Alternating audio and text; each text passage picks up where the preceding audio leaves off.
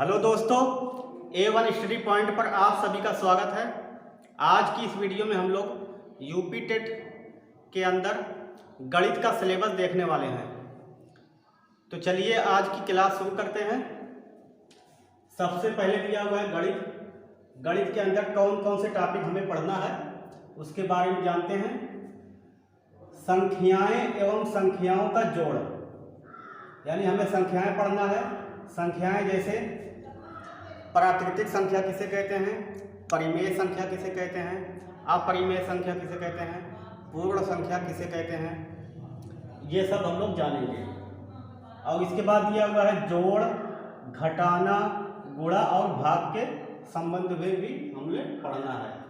उसके बाद आता है लासा और मासा। लासा और मासा के अंदर हम लोग साधारण लासा और मासा पढ़ेंगे और भिन्नों का लासा और मासा उसके बारे में भी पढ़ेंगे।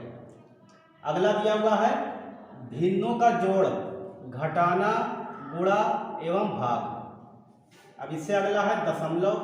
दशमलव के अंदर है जोड़, घटाना, गुणा व भाग। अब अगला आता है एकिक नियम। एकिक नियम भी हम लोग पढ़ेंगे और इसमें हमें पढ़ना है स्थानीय मान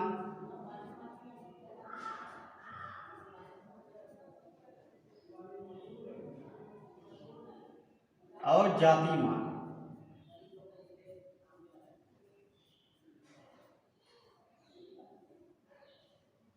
और इसके बाद पढ़ेंगे हम लोग प्रतिशत। प्रतिशत के बाद आता है लाभ और हानि। लाभ और हानि के बाद है साधारण ब्याज। साधारण ब्याज में हम लोग चक्रवृद्धि ब्याज भी पढ़ेंगे और साधारण ब्याज में यानी कि सिंपल इंटरेस्ट, SI और CI, कंपाउंड इंटरेस्ट, ये दोनों पढ़ेंगे। और अगला है ज्यामिति। ज्यामिति के अंदर है ज्यामिति, आकृतियां एवं पृष्ठ। कोण के बारे में जानेंगे, त्रिभुज और वृत्त। उसके बाद अगला आता है मापन। मापन में है समय, तौल, धारिता, लंबाई एवं ताप। इससे अगला आता है परिमिति, यानी कि परिमाप के बारे में पढ़ेंगे। त्रिभुज का परिमाप हो गया, त्रिभुज का आयतन हो गया, वर्ग हो गया, चतुर्भुज हो गया। और उसके बाद आता है कैलेंडर। कैलेंडर हम लोग यहाँ पढ़ेंगे मैथ के अंदर, और यह जो है रीजनिंग का पार्ट है, लेकिन मैथ के अंदर भी पूछा जाता है। तो हम लोग जब कैलेंडर पढ़ेंगे तो वह रीजनिंग का भी कवर हो जाएगा। अब इससे अगला पॉइंट आता है आंकड़े। हम लोग आंकड़े के बारे में पढ़ेंगे और इसी के अंदर हम लोग पढ़ेंगे रुपया और पैसा।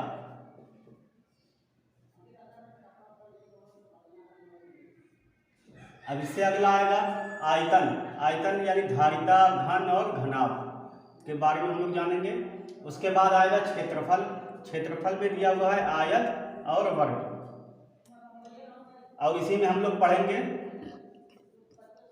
शंकु, बेलन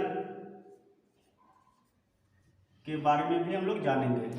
अब अगला दिया हुआ है रेलवे या बस समय सारणी, यानी रेलवे की समय सारणी और बस की समय सारणी से संबंधित जो प्रश्न बनते हैं उसके बारे में हमें पढ़ना है। उसके बाद है आंकड़ों का प्रस्तुतिकरण व निरूपण।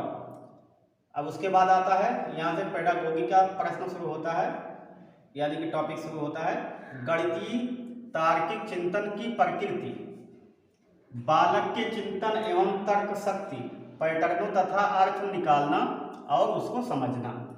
अगला आता है पाठ्यचर्या में गणित का स्थान, यानी कि पाठ्यचर्या में गणित का क्या क्या स्थान है उसके बारे में हमें जानना है। उसके बाद अगला आता है गणित की भाषा।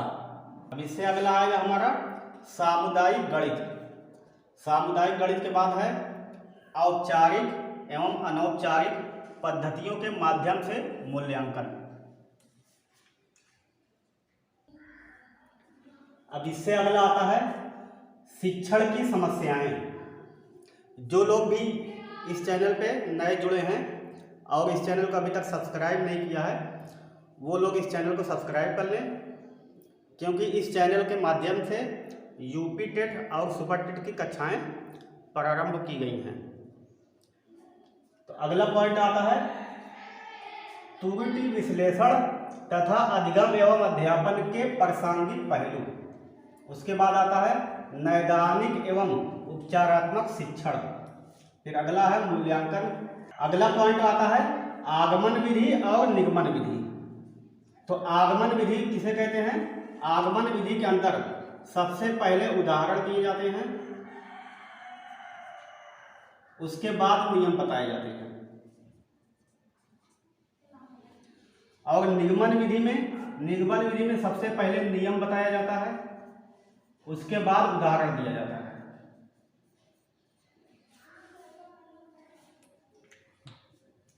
अब अगला आएगा हमारा लास्ट पॉइंट, गणित का इतिहास। अब गणित के इतिहास में जैसे कि पाई की खोज किसने की है, या पाई का मान कितना होता है, जीरो की खोज किसने की है, और गणित दिवस कब मनाया जाता है, और गणित का जो है जन्मदाता किसे कहते हैं, रामानुज। इस सब के बारे में हमें पढ़ना है। तो आशा करते हैं यह वीडियो आप सभी को पसंद आई होगी। अगर पसंद आई हो तो इस वीडियो को लाइक, शेयर और इस चैनल को सब्सक्राइब करें। धन्यवाद।